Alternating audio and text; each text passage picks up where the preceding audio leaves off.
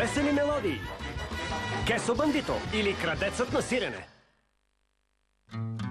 Там в Хуарес, Мексико, в малка къщичка, Розалита Гонзалес роди една мишка сладичка.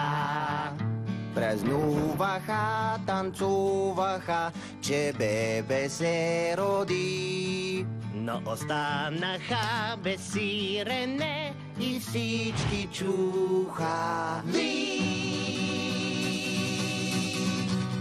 Сиренето той краде, коли може да го спре.